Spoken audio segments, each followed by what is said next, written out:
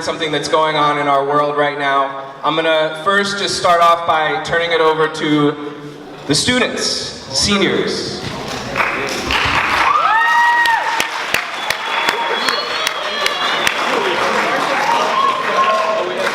If you're treated like a suspect, a gangbanger, or a drug dealer just because of the color of your skin. If your friends and family were killed by police. If you or a loved one is one of the 2.4 million locked up in the clutches of the criminal injustice system. Not among us. If you or your family are targeted, criminalized, or deported because you come from another country. Or if you just hate how other people are treated and want it to stop. Then you must act.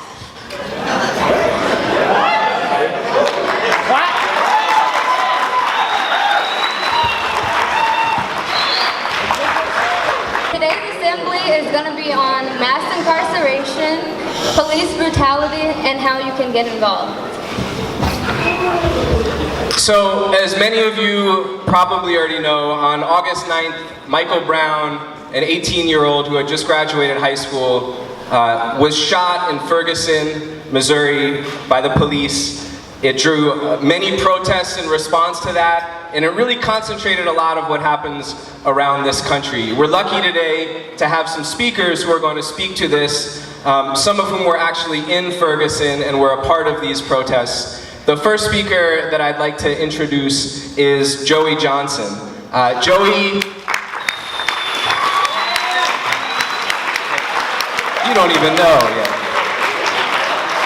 Joey Johnson is a longtime revolutionary fighter for liberation, and Joey, when this incident happened in Missouri, dropped everything to join into the protest, to be a part of the resistance against police brutality, and to point to a way forward and out of this kind of situation.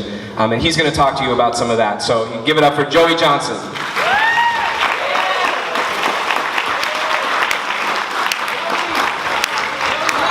Thank you. I'm definitely really happy to be with you all here today. It's so important what you're doing. It's so important that you have teachers like you have that are conscious and trying to open up a space for these kinds of discussions to be happening.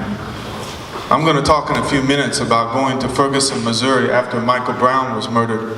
But I just want you to know as a side point that after his murder in the school district in which Ferguson's located, they prohibited discussion in the schools of any discussion of the circumstances of his murder and the outrage and the rebellion that happened after it.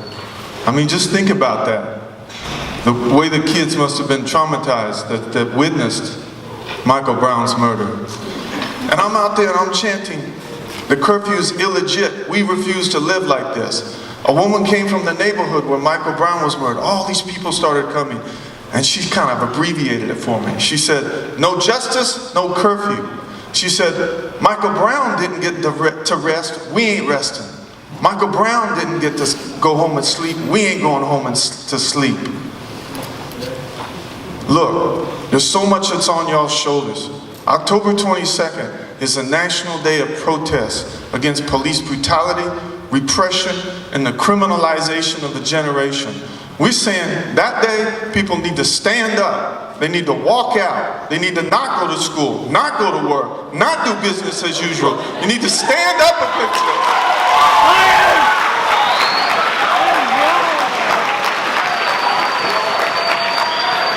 I want to say one more thing so you know where I'm coming from. I'm proud to stand here with you today. And I'm down with the Stop Mass Incarceration Network, but I'm also a conscious revolutionary and a follower of Bob Avakian, the leader of the movement for revolution in this country. And I want to live in a world where generations of youth are not criminalized. You have your whole future ahead of you, but why do we live in a world where millions of youth starve every year in countries across the planet because they don't even have clean drinking water or they're malnourished? Why do we live in a world in which the global environment's being destroyed? Do you want to live in a world like that? No! Why do we live in a world where women are degraded? because of male supremacy and patriarchy. Do you want to live in a world like that?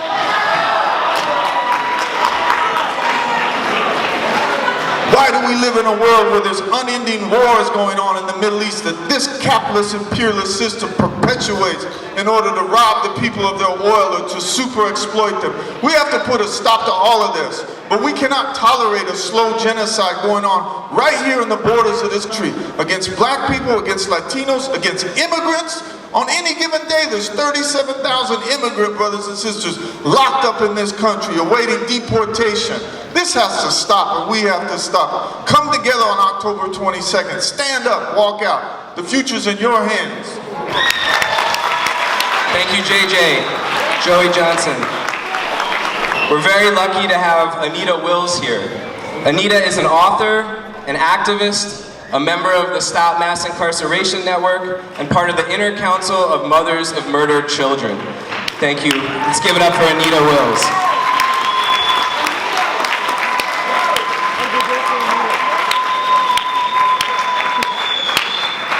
Thank you all. I'm honored to be here and to speak to you guys about, October the 22nd, about our visit to Ferguson. First, I'm the mother of an incarcerated inmate who was wrongfully convicted, and I'm fighting for his release from prison. There are far too many of our young people who are in prison, and there's not enough people fighting to free them. And I'm talking about wrongful convictions. I'm talking about putting people in prison and forcing young people to take a plea. And what I want to tell you young people is, if the police stop you, tell them you can't talk to them without your parent. You do not talk to the police without your parent, no matter what they say. That is your right. Someone murdered by the police, normally by the police, or even on the streets, because there's too many guns on the streets, there's too much disrespect on the streets. And the guns are not coming from our communities. The gun manufacturers are almost all white. There are no black folks that own guns, that manufacture guns. There's no Hispanics that manufacture guns here in America. All the guns are coming into our community from outside of our community.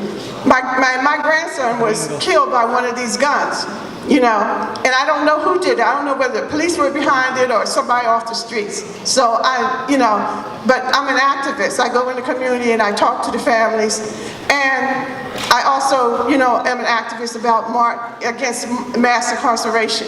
So we go, myself and Dion, whose 16-year-old son was murdered in Stockton by the police. We went to Ferguson. And the first thing we did was we went to Canfield, which is a low-income housing project. About the police had come in. The police came in and shut down the whole apartment complex's water, electricity, cable, and gas. Cut everything off after they killed Mike. They left him laying on the ground. Some people said for 6 hours. This is what they were telling me. And the grandmother's apartment was, you could see it right there where he got shot, and where, she could see out of the window that he had been shot and he was laying there.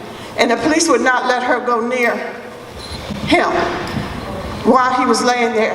And in fact, they came up like in riot gear and disrespecting everybody in that, in the complex, who wanted to know, why did he do this? Why did he shoot him when he had his hands up? And so the first place I saw them say, hands up, don't shoot, was in Canfield. They were standing around, and they put their hands up and they said, hands up, don't shoot, whenever the police came. You could see the young people across the street, and they were more focused on the young people. And we're standing here, and it wasn't just black young people, we had white young people there too. So it was black, and predominantly black, but some white young people were there standing with us too. And they were saying, hands up, don't shoot. And they kept saying it over and over and over. And the police were starting to move in, and then all of a sudden they shot the canister of tear gas. But they were shooting it towards the young, and the young people started dispersing. And we were trying to get them not to just run blindly. I had never been in war, and this was the closest that I've come to war. And what I want to tell you guys is that they're still standing. They haven't scared them. They stood there without weapons. They stood there and looked these people in the eye and let them know, you're coming to kill us, here we are. You want to kill us? We're not going to sit and wait. We're standing right here. And I've never seen anything like that.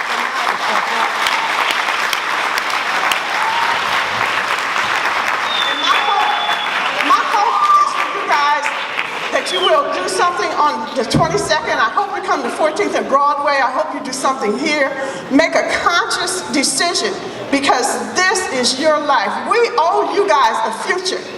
Us older people, we owe you a future.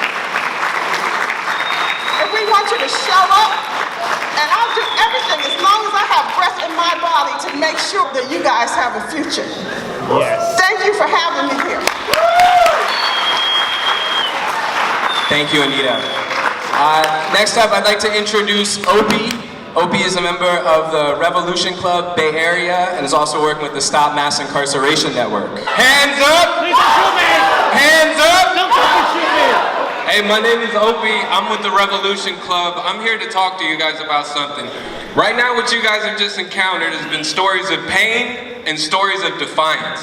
And I want to put a challenge out to you guys. That there's a need right now. You guys got an understanding of the way the world is right now. And you guys have already had that understanding, because you know how difficult it is waking up and living in this world. Because it's not just what the police throw down on us, it's the day-to-day barrage of living under a system that does not care about you, that treats you like a commodity, that treats you like a criminal, that treats you like a thug and an animal. October 22nd is when we need to change those terms. We need to be that generation that's going to refuse to back down in the face of these pigs coming into our community, harassing us, brutalizing us. And that's why we're here. I go to a lot of schools. I get more nervous talking to high school students than I do college. The role that you guys play right now, the decision that you decide to make in this room with the information you have is going to impact the rest of the world. So I want to invite you all, if you feel it in your heart, if you know damn well that the world doesn't have to be this way, there's this pledge that we've been having people take in October. And for those of you who want to take it, I want you to stand with me. If you don't want to take it, you don't have to take the pledge. And now I want you to take a deep breath and you find that passion, that determination, that anger, that defiance that we need out in October. And I want you guys to repeat after me. I'm going to say something and you say it back. Today we pledge. Black lives matter. Latino lives matter. All lives matter. Mass incarceration. We say no more. Police murder. We say no more. Torture in the prisons. We say no more. Criminalization of generations. We say no more. Attacks on immigrants. We say no more. We will not be silent. We will resist until these shameful horrors really are no more. Thank you all.